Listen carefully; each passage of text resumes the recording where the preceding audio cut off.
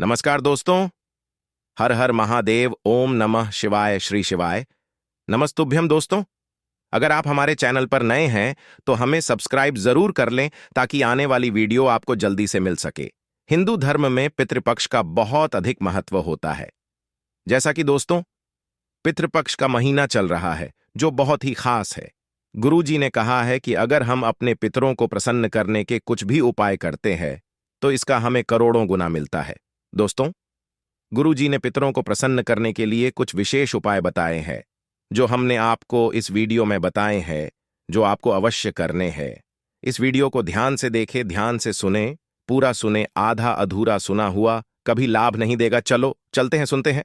श्री शिवाय नमस्तुभ्यं। हर हर महादेव, जय पितरदेव। दोस्तों, आज का ये वीडियो बहुत ही ज्यादा खास होने वाला है क्योंकि पूज्य गुरुदेव ने अपनी आज की शिव महापुराण कथा में 3 बहुत ही चमत्कारी उपाय बताए जो आपको मात्र सफेद फूलों से करना है। एक उपाय को बताते समय तो पूज्य गुरुदेव ने यहाँ तक कह दिया कि यदि आप यह उपाय पितृपक्ष के दौरान किसी भी दिन कर लेते हैं तो आपको अपने पूरे जीवन काल में कभी भी गरीबी का सामना नहीं करना पड़ेगा, आपको धन की समस्या कभी भी नहीं होगी।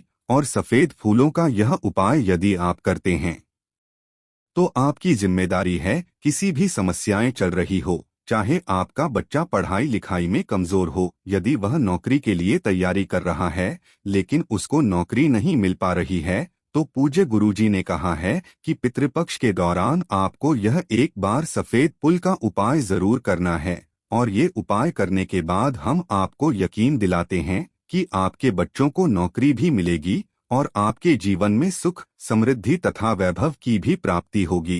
तो चलिए दोस्तों, जान लेते हैं उन विशेष उपायों के बारे में। लेकिन उससे पहले आप सभी से एक प्रार्थना है कि चैनल पर पहली बार आए हैं तो चैनल को सब्सक्राइब करके कमेंट बॉक्स में ओम नमः शिवाय जरूर लिखें। देखिए, आज की शिव महापुराण की कथा में पूज्य गुरुजी ने एक बहुत ही विशेष बात बताई है जो हम सभी को अपने जीवन में उतारने चाहिए।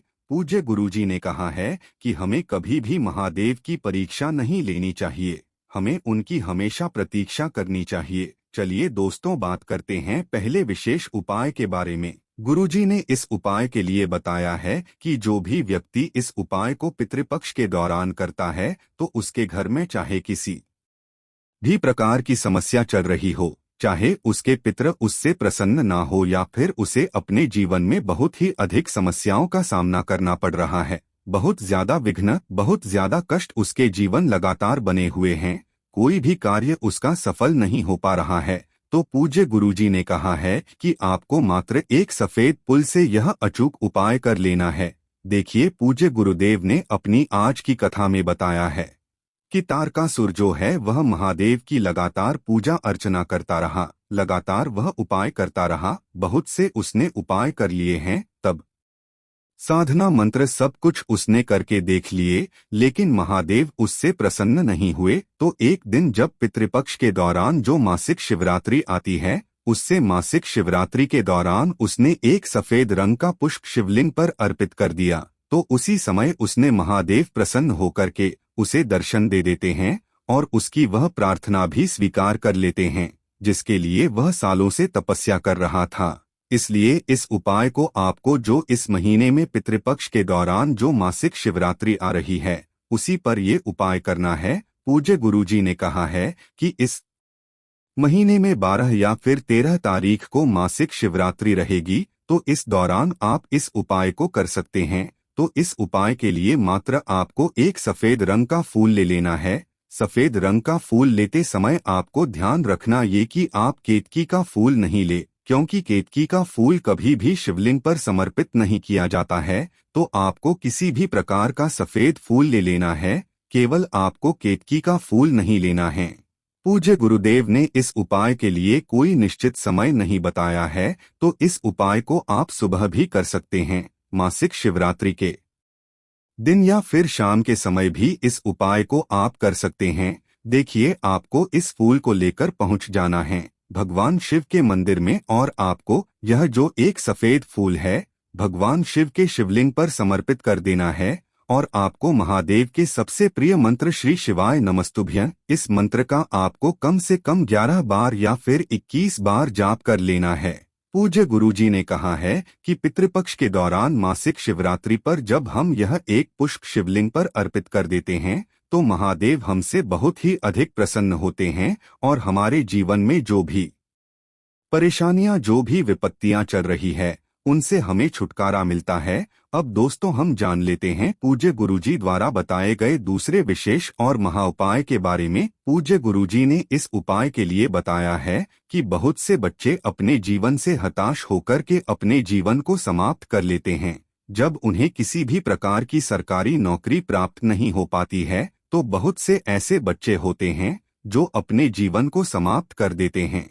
इसीलिए आज की शिव महापुराण कथा में पूज्य गुरुजी ने 3 चावल के दानों से और 3 सफेद फूल से बहुत ही चमत्कारी उपाय बताया है। पूज्य गुरुजी ने कहा है कि यह उपाय करने के साथ साथ आपको ध्यान रखना है कि आपकी जो मेहनत है उसे आपको लगातार जारी रखना है। आपको लगातार अपनी पढ़ाई को करते रहना है और लगातार आपको अपना जो कर्म है उसे करते रहना है, लेकिन साथ ही साथ आपको महादेव का सहारा भी लेना है। ये उपाय करने के बाद 3 महीने के अंदर ही आप देखेंगे कि महादेव जो है आपकी मनोकामनाओं को कैसे परिपूर्ण करते हैं। पूज्य गुरुजी ने कहा है कि जब भी कोई बच्चा सरकारी नौकरी की तैयारी कर रहा हो, किसी भी इंटरव्यू के लिए तैयारी कर रहा हो या फिर किसी भी बच्चे के लिए आप लोन लेने की तैयारी कर रहे हैं, यदि आप उसकी पढ़ाई लिखाई के लिए लोन ले रहे हो तो आपको यह विशेष उपाय उससे पहले जरूर कर लेना चाहिए। इस उपाय के लिए पूज्य गुरुजी ने बताया है कि आपको मात्र 3 चावल के दाने लेना है और आपको मात्र 3 सफेद फूल लेना है। देखें, चावल के दाने कहीं से भी खंडित नहीं होने चाहिए, टूटे हुए नहीं होने चाहिए, क्योंकि ये उपाय भी आपको शिवलिंग के सामने ही करना होगा। फिर आपको ये जो 3 चावल के दाने हैं और 3 सफेद फूल हैं, इन्हें आपको एक कटोरे के अंदर रख लेना है और आपको ये जो कटोरी है अपने मुख्य द्वार के अंदर की तरफ रखना है। और पितरों की जो 3 बेटियां, आपको उन तीनों बेटियों का मन से स्मरण करना है। अब पितरों की 3 बेटियां कौन कौन सी हैं, उनका आपको नाम याद रखना है। पहली जो है मैना, दूसरी जो है धन्या और तीसरी जो है कला। सामने आपको स्क्रीन पर दिखाया जा रहा है। तीनों पुत्रियों का आपको मन से सुमिरन करते रहना है। तो आपको इन तीनों का स्मरण कर लेना है।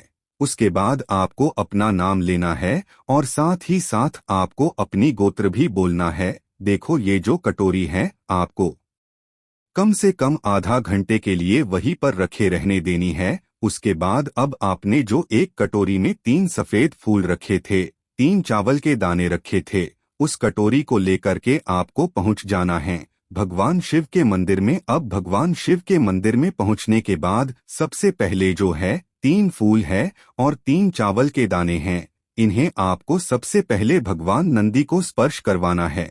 ये ध्यान रखना, नंदी का जो एक पांव उठा हुआ होता है उससे आपको ये स्पर्श करवाना है और प्रार्थना करनी है। देखिए, अब जो ये 3 सफेद फूल है और 3 चावल के दाने हैं, इन्हें आपको शिवलिंग पर जहां माता अशोक सुंदरी का स्थान होता है वहां पर आपको इन तीनों को रख देना है, यानी कि समर्पित कर देना है। माता अशोक सुंदरी का जो स्थान है जलाधारी के बिल्कुल बीच में होता है। बीच वाले स्थान पर जो उठी हुई लाइन होती है उसे ही माता सुंदरी का स्थान कहते हैं। तो उसी स्थान पर आपको ये 3 सफेद फूल और 3 चावल के दाने आपको समर्पित कर देना है। फिर से आपको तीनों नाम सुमिरन करना है, मैना, धन्या और कला, और प्रार्थना करनी है सच्चे दिल से। पूज्य गुरुजी ने कहा है कि इस प्रकार से ये उपाय करने के बाद आप स्वयं 3 महीने के अंदर देखेंगे कि आपका बच्चा जो लगातार मेहनत कर रहा है, लगातार वह जो प्रयास कर रहा है, उसे महादेव की कृपा प्राप्त हुई है।